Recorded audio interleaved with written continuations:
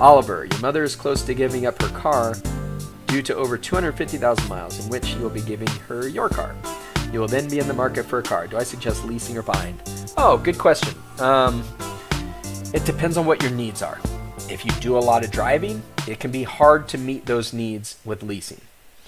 If you do buying, are you looking at new or used? Are you open to new or used? If you're looking at buying, I guess it also depends. So what I look at, I got to look at the whole financial picture. When we consider buying a new car, you have the opportunity, and I discussed this in my ATV, cash or loan, or policy or bank loan. But what it comes down to is, do you need access to the money? Would you like to have your equity in your car paid off? Would you like to have a low payment and have that extra cash flow? Or would you like the cheap money that's borrowed out there, buy a new car, drive it till it's dead? Either of those two ways, whether you buy it used and you drive it till it's dead, or you buy it new and drive it till it's dead, odds are over that whole time, the cost of ownership could be similar, as long as you buy a good used car and not a lemon. The cost of ownership each year could be fairly similar buying the vehicle. But you're going to take a hit in the early years. And you're going to hurt your cash flow in the early years on that. So where is the value to you? You said your work's 2 miles away. You're looking to new car. The car you're eyeing is around $42,000 without negotiation. Okay. How are you planning to finance it? That would be my next question. You'll technically be a first-time buyer, hoping some negotiating will work out. More than likely, you would lease. Since you wouldn't, you won't go past the 10 to 12 miles. So many decisions. Okay, with a vehicle that's $42,000, it might be a good idea to lease it, because you're going to go in there. I don't know what kind of vehicle it is, but you're going to go in there and you're going to find out what they're going to guarantee the cost is at the end of your lease. The advantage to a lease is you have a guaranteed buyback amount. When you get to the end of that lease, if you have not driven it 10 to 12,000 miles a year, maybe the used car market is strong, it's possible that your car is worth more than what the guaranteed lease amount is. In which case, before your lease is up, you try and sell it on your own. If you could sell it on your own for a higher amount than you have to pay to the leasing company, and then you make a little bit of money, offset some of your cost of use. I don't know a whole lot about the Audis. Long term, I think if I recall, they have a high cost of ownership because parts and mechanical work is expensive on those. I don't know the reliability on those. You might look up cost of ownership per year. Nice car though, but I don't know the cost of ownership. So check that out. That will also factor in to what you're looking at long term. The advantage to the lease is you know your set costs. You know what it's going to cost you every month. Oftentimes you can get a policy, or your warranty will be covering any other costs. So it's really easy to dial in, as long as you don't end up with a lemon that's in the shop constantly, or it's costing you money that way on things that maybe aren't covered by the warranty. But if there's a good warranty on it, a lease could be a really good option, especially at that high of a dollar amount. If you're talking a cheaper car, oftentimes it can be good to just find a used one. A couple years old, save a whole bunch of money. Even that one, $42,000. You might look at a used one, and maybe you find a used one that's $15,000, $20,000 less. In which case, it could make sense to buy the thing, and in the normal time where you would lease it, how much are they selling for? That many years down the road. So if you're looking at, let's say you find a 2018 model, very similar, has all the features that you want, in great shape, saves you $15,000 off of the brand new price. And then I would look 5 years down the road or 3 years down the road. How much are the 2015 selling for? What's that price difference? Because that will tell you about what your cost of ownership could be in those years. And it could be less overall. So a lot of things go into those decision making. Sometimes we just like to drive new cars. In which case, yeah, maybe look hard at that leasing. It doesn't tie you in long term on a big $42,000 debt. You know the exact cost over those few years, and you can plan on another purchase in 2 or 3 or 4 years, however long your lease is. So hopefully that helps. Sage wisdom on car buying advice. Hey, I used to be a car salesman. I mean, that was like 20 years ago, but I learned a little bit back then. Use an IBC policy to buy it. That is an option. Definitely can use an IBC policy to get it. A lot of Nelson Nash would recommend doing that. Get the bank out of your life. Now, for me, banks offer really cheap money right now on new cars. New car companies offer really cheap money on new cars. And you can often get 0% or 1%, 1.9%, as long as you're not paying extra premium on the actual cost of the car to get that reduced rate, which most of them I don't think you are. It is something to check into, though. Negotiate a cash price, see what you can get getting a loan. Sometimes they'll give you a low price if you are doing financing through them, because they get an extra bonus if you're doing financing through them.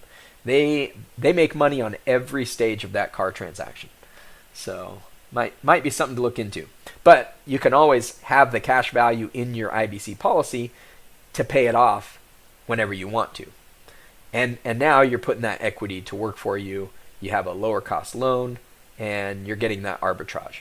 Just depends on your needs, but I go over that in that policy loan or bank loan ATV purchase video. So check that out if you want to see more on that type of decision making.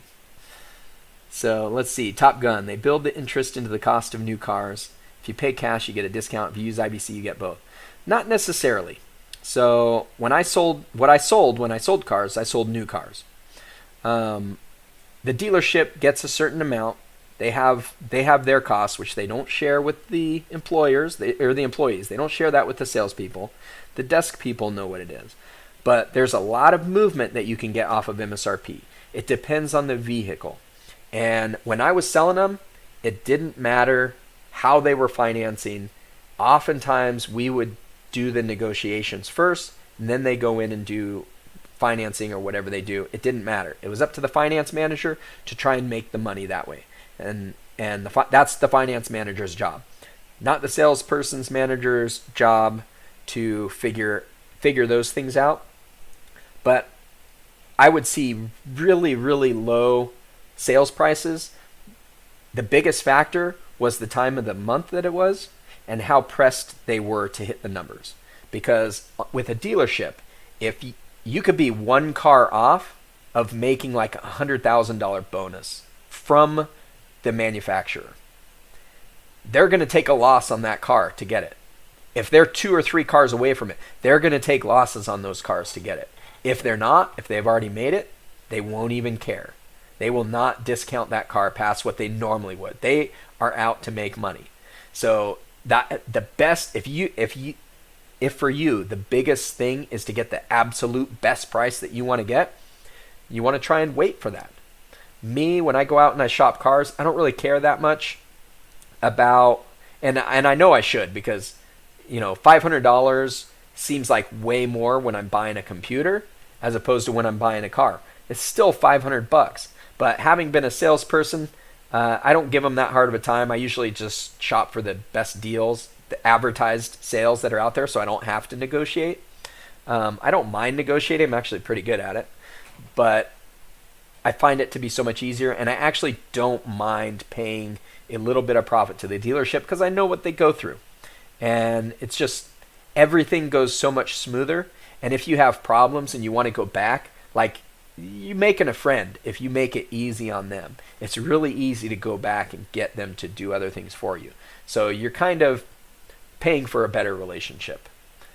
People that come in there and they play hardball and they want to get every single penny and dime, the desk managers do not like those people. They will often not work with them just because of that. Or if a problem comes up, they'll be like, I don't care. Deal with it. It doesn't matter. Like, you created a bad relationship there. So things to consider. Let's see. The discount and interest flows to you. We got that one there. Oliver, it's a buy. You got the car originally for $31K. Okay. You're used to the SUV, so you'd like to continue with another one, and you wanted to see your options and move before you do your first car purchase on your own. Okay, so you got it for 31. It's 4 years old, about 4 years old, and somebody's telling you 19,000. What does Kelly Blue Book say on that? Because it seems like you might be able to get a little more than that. What do those go for new? What are you seeing those go for brand new? I'm interested in knowing that. All right, what happened? For some reason, I can't scroll on my chat now. There we go. Okay. No days off. Nope. Well, my days off are coming this weekend. I'm taking 4 days, so we'll be back Tuesday. Well, we're going to be back Monday, but Tuesday I'll be available to hop on and do live stream again. We'll do our normal Wednesday live stream, and I'll try and get on and do stocks in the morning. Credit score's around 800. Hey, good for you. That's awesome. That is a tough score to break into. Hopefully things will play out when it's time to go to the dealership. Good luck out there, man. It's good to have a high credit score. At least you don't have to worry about that. Oftentimes when you go in there, the dealer doesn't know how good your credit is. They'll want to try and run your credit. Don't run your credit at the first dealership you go to unless you're going to be buying. You can tell them what your credit score is. Tell them to assume that you qualify. Just tell them to assume you qualify for the best rate. Okay? You don't want people running your credit willy-nilly. Those places will run your credit and send it out to a bunch. Now, it's okay if the dealership you're buying from sends your credit out to a bunch of different places. However, if you're going to be leasing, they will probably just send it out to to Audi. I imagine Audi has a pretty good lease program. They'll probably give you the highest dollar amount guarantee for when you return the car, which will in turn lead to the lowest payments that you'll get. That's not always the case. Sometimes there's outside companies that they can go through leasing. So that's something that you can explore as well, but you typically get the best guaranteed value from the manufacturer, which means you'd get the lowest payments. And when it comes to leasing, it's a little bit harder to negotiate. One thing that you can do is shop around to the dealerships online. When I did it, it was kind of a fairly new thing, but they had dedicated people that would answer online inquiries, and they knew, and they would treat people differently because of this. But they knew that it's a couple of buttons for you to click and pull up another dealership. So they know that they've got to go to the best price that they can because you're doing your shopping online. They don't have the opportunity to get you in the car, get you emotionally attached to it when you do your test drive. They don't get any of the normal opportunities that they get as car salespeople that get people excited and not really paying attention to the things they need to pay attention to reduce their costs as much as possible. They try and get you focused on payment. Is the payment okay? Don't worry about the price. Does the payment match? If people focus on the payment, they can do whatever they want to with the actual cost. And oftentimes when they're telling you payment amounts, it does not reflect the credit amount that you'll qualify for, the interest rate that you'll qualify for, and the amount that you're paying. That gives them room when you get into the finance office for them to say, hey, I can add in all these extra things. You want some extra paint protection? We can add these in. It'll raise your payment, $1 or $2. And the reason that they can do that is because they've already got you hooked on a payment amount that comes with a higher overall cost. So they can add those other things in and it doesn't adjust your payment very much. So tricks of the trade, things to know. I know that may be a lot as a first-time car buyer. You're not going to remember all that stuff, but if you shop around online first, it will help. This was a question asked and answered during one of our Wealth Care Wednesdays live streams. If you have any questions, leave them in the comments section below, or join us on one of our Wealth Care Wednesday live streams where you can ask the question and we'll answer it on the air live. I hope you found value in today's video.